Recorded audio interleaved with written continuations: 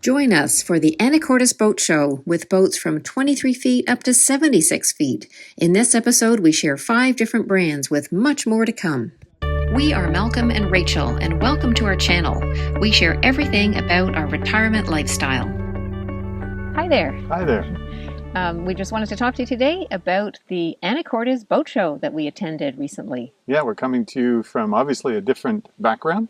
So we're sitting on the shores. Behind us is the Salish Sea, and we thought it's appropriate to talk about boat shows with the ocean behind us. Yeah, we're back at Moorcroft Regional Park, which we've shown you before. It's a really nice spot, and it's sort of evening time now. The sun is starting to go down, and it's been a really windy day, so hopefully we won't blow away while we're sitting here. So let's get going.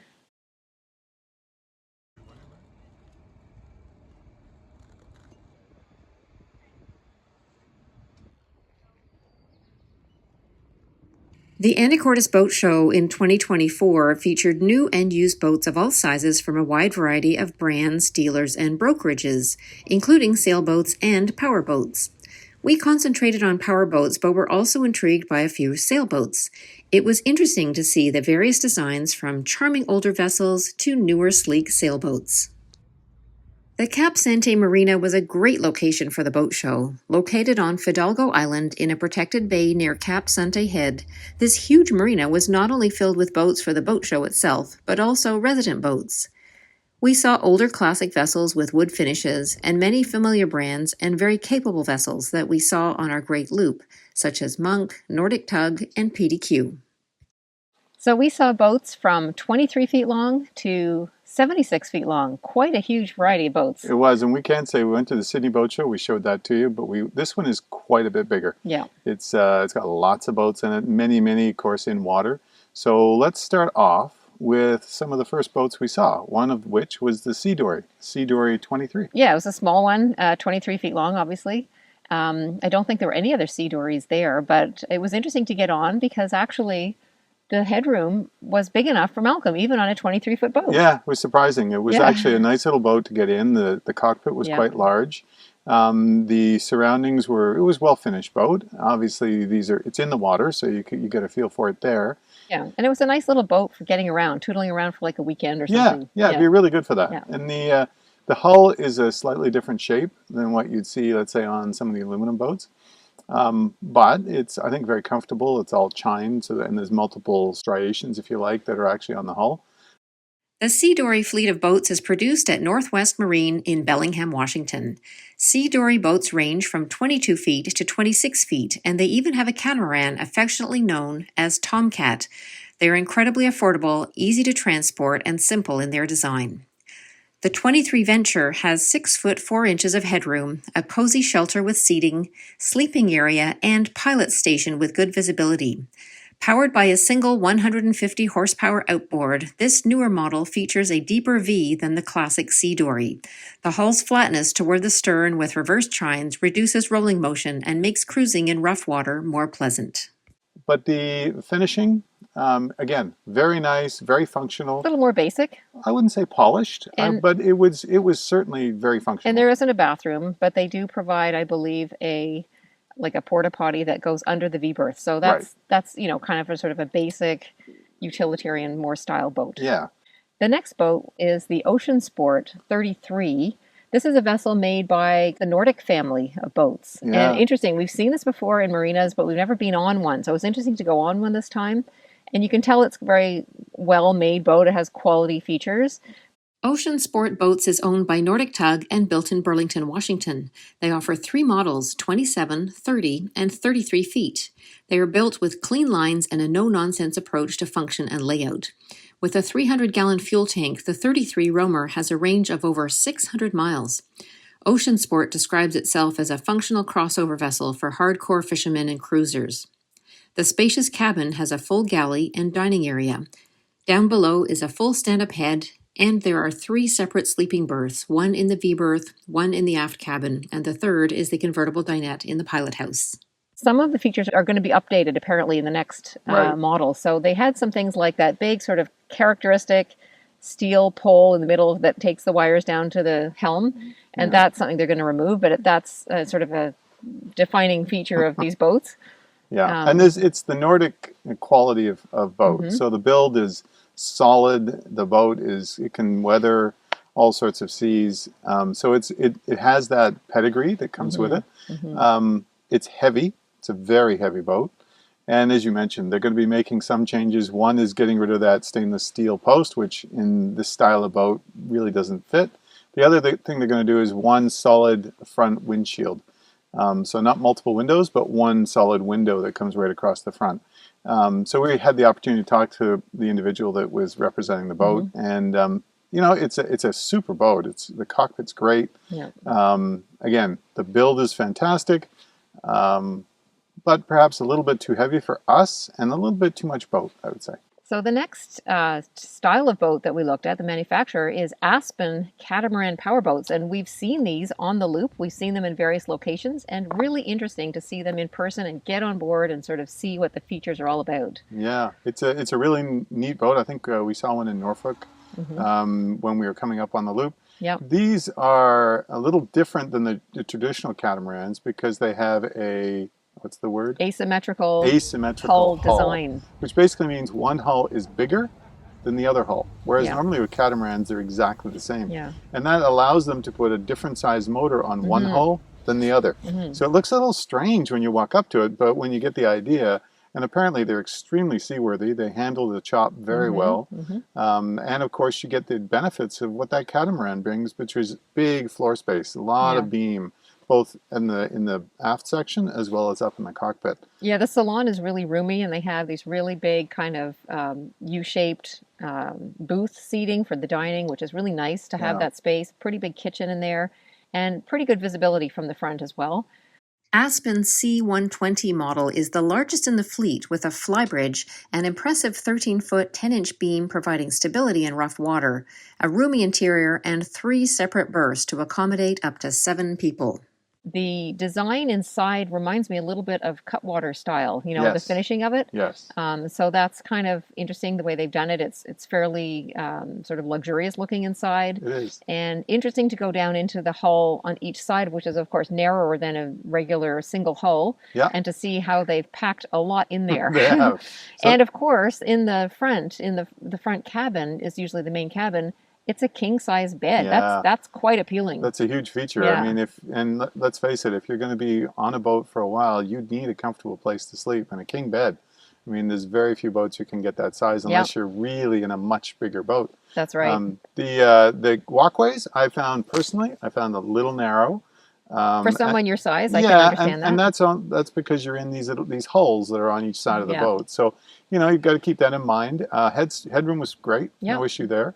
And they have to do some inventive things on these boats. Mhm. You can get to the front cabin on either hull, which is I think a nice feature. Mhm. On one hull, you have to actually walk through the main head to get to it. On one of the models that they did that. Yeah. Yeah. So it's different, but when you're looking at a catamaran, you get those huge benefits of seaworthiness. Yep. Ride is very smooth, and you get all that space and storage. Yeah. So there's some real benefits of looking at a cat. And on that model, because they had I think they had 3 berths, that you could fit a lot of people into that boat. The C108 is Aspen's second largest vessel with a 10-foot 8-inch beam and a length under 40 feet. It features the patented asymmetrical hull and power for exceptional efficiency, tracking, and performance in all sea conditions. The living space is generous with a helm on the port side, 3 separate berths, and it still maintains the king-size bed in the master stateroom. These fiberglass boats are trailerable, offering tremendous flexibility to the discerning boater, whether you want to move your boat to a new location or simply take it out for the winter. According to Aspen, the combined boat and aluminum trailer weight is approximately 12,500 pounds, which can be towed by a standard 3/4-ton pickup truck. Owners, along with their guests, are comfortable with the spacious interior, a huge dinette, a 12-foot galley, and captain and forward-facing co-pilot chair. Multiple windows and hatches let plenty of natural light into the interior. Yeah. So interesting, and each boat actually had the helm on different sides. So one of them was on the port side, one That's is right. on the starboard side, depending on how the design was of the boat. And then I think you can also get these boats with inboards Yes, as you well as can. outboards. So Yes, you those can. are giving you different room in the cockpit as well in Yep. that Yeah, respect for storage. and diesel versus gas. Yeah, So true. you can get, either one. So obviously I think the gas one will give you a little more storage because a lot of those areas where the inboard would go are no Yeah, longer used that's for true. the engine. Yeah. So it's very versatile. It's not the cheapest of boats, so keep that in mind. And they have multiple models. So it's not Yeah, as though they have one model. They've got multiple models that run up through the sizes. that's right. All right, so we've talked before about cutwater, but it was interesting to see more than one in the water this time. We Hmm. saw a 248 and a 288, so 4 feet difference in size, and I think the beam was different too. So the 248 was kind of like a little small coupe, I guess they call it, right? So Yeah, it's kind of like a weekender, maybe few days trip. It would be pretty crammed for, say, 4 people if you had a family it with would. kids or whatever. The Cutwater 248 coupe is a contemporary twist on a more classic Down East design. This trailerable fiberglass cruiser is powered by a 250 horsepower outboard. But there's a lot in there. There They is. put a lot in there. And access onto the rear swim platform, this was an outboard that we went on to, is good. Hmm. Coming through into the cockpit, it's a nice cockpit, very functional. The entrance, the door coming into the Cutwaters it's full on one side and slightly sort of trimmed down on the left side, which is fine. It allows you a lot of headroom when you walk in. But you're right, the 24 is 24, so Yeah. it's going to be just that little bit smaller. But a well-built boat, and certainly a lot of you out there have talked to us about cutwaters. We've got some feedback on how Yeah. many cutwaters are out there, and how people just love those boats. So It is an interesting option it is. for different situations, and certainly not one that we've completely eliminated. No, So it's good to see. The 288 model was quite a lot bigger, a lot yes, roomier, yes, just a little bit more elbow room, a little bit more comfortable. yeah, it But I was. guess you spend a bit more, you get a bit more. So that's kind of what happens there. The Cutwater 288 is the next size up for a new Cutwater and is loaded with premium features as standard equipment. A generous 10-foot beam maximizes interior space, which provides easier movement and elbow room. This trailerable fiberglass cruiser is powered by twin 250 horsepower outboards. So Cutwater is still a good boat. It is. Cutwater Yeah. is a boat and it is one we're considering. It was really nice to see them both in the water side by side, get on one onto the other, so you could really gauge what does that extra few feet give you as far as living and operating space. And I think it's fairly recent that they made the 288 have the outboard as an option. So that was good. We're kind of leaning towards outboards at this point. We are, Yeah. and there's a bunch of reasons for that, but it's one of those where, again, somewhat around maintenance. I don't want to be crawling into the hold looking, or the engine room looking to manage something of a relatively small boat. It's quite difficult to get around both sides of inboard engines. And I want to do most of it myself. Having a boat like a Cutwater on the trailer, in the driveway, and being able to do some of that work is a real attractive piece for outboards. Yeah. So we saw a lot of other models. We didn't go in every type of boat, and some of the boats actually in the marina weren't for sale. They were just there. Yeah. But it was interesting to see like a Canadian-made PDQ, which we knew another couple on the loop who had a PDQ. Yeah. Of course, there's Hughes and Kingfisher, which we've talked about before. Nimbus was another boat, which I think when we looked at it had really small fuel tanks, if I remember. And I think we want to try to maximize our fuel tanks, especially if you want to go to Alaska or somewhere like that. I've heard of Nimbus, but I hadn't really seen one on the water. I know there's a few in Europe as well. I think like another sort of like day trip, weekend kind of boat. Of course, Ranger tugs and Jeanneau's. Katie Krogan, there was one or two there. I don't think we could get on them, but we could see them. We also knew some loopers that had Katie Krogan, and that was a really very nice boat. Oh, they're luxurious boats. Yeah. They really are, for a trawler. And then Prestige, which had 3 very large motors on it. So that's a very fast boat and a little bit too much for us, I think. And of course, Wellcraft is another one. So there's lots of different models, lots of different manufacturers that we were looking at. And so one of them actually that reminded me a lot of our main ship. Yeah. We had the main ship 390 for our loop. And if you want to see a tour of that, just check out the link. But one of them that we saw is the Beneteau Swift 35. And that one we went on. It had a very similar feel to the main ship with sort of that couch and the salon, and everything felt very familiar. You almost felt as though you were on a main ship. It looked like they had taken the main ship model and just stuck the Beneteau name on it, and there you went. I mean, obviously it's a newer boat. It's updated. It's faster too, I It's believe, because it's faster. a Swift trawler. So yeah, so it's certainly a nice boat, but it does really, look like a Mainship 39. Yeah. And so, I mean, for looping, fantastic boat. But this does a little more than looping because there is that additional speed that you're looking for. And it's, yeah, it was interesting to see it. I've seen them on the water, but again, never being able to get on one and see all the features within it. And every boat's different, so it was just interesting to see this model. Yeah. Beneteau is a well-known name in the boating industry for both sailboats and powerboats. The Swift Trawler 35 is the smallest of the trawler series. Beneteau describes it as a safe, comfortable boat designed for the high seas and long cruises. The flybridge has a helm and a large U-shaped seating area for 6 and a sun deck on the bow. The main deck has an easy-access cockpit, comfortable salon with sofa bed, galley, and lower helm. The lower deck has the master island berth in the bow with storage, a guest cabin with bunks, and a bathroom with a separate shower. With a semi-planing hull and a Cummins 425 horsepower engine, it will get you where you need to go pretty fast.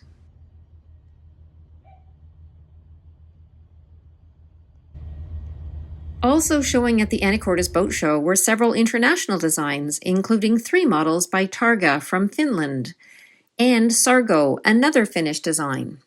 There was also a premiere of the trailerable trawler Sea Piper with a Dutch influence.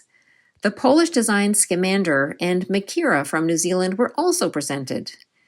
We'll dedicate a separate episode to these very intriguing international designs in a future episode, so stay tuned for that. Several luxury boats and larger luxury motor yachts were also on display at the Anacortes Boat Show, including American Tug, Sabre, Coastal Craft, North Pacific, and Nordhaven. These will be featured in another upcoming episode.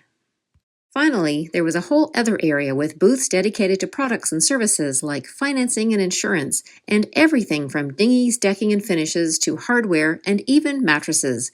Everything you could possibly need for your boat. So thanks for joining us today on our view of some of the boats we saw at the Anacortes Boat Show. It was a lot of fun to see the different boats, anywhere from sailboats to small powerboats to large powerboats. There was a huge variety to see. They did a great job putting on the show. They also were offering the Trawler Fest classes there. We've done that before, so we didn't do that this time. But it was nice to see all these boats in one place. And just to see a new place we haven't been before. Anacortes is a nice little town. It is. And we'd recommend anybody going there. And obviously very water-oriented, lots of marinas there, and boat building and all the rest of it. So really, really interesting. It was. And we were able to take advantage and see some of the local restaurants and the fair that was there. It was really a nice town to go to. The boat show was well done. The parking was actually free. And it was really central to the show itself, so you didn't need a shuttle. You didn't really need to walk very far. And, it's funnily enough, as we were in the hotel and the first 5 minutes we were on the dock, and we had people recognize us from Stay Cool. So we were able to sit down and talk to them, and that was great to catch up with people who had watched us through the Great Loop. So, and we appreciate if you see us and you remember who we are to say hello. We like that. It's very very nice. It really is. Yeah. So thanks for watching this, and hopefully it's provided you with some insight as to what Anacortes Boat Show has to offer. And stay tuned for the next one.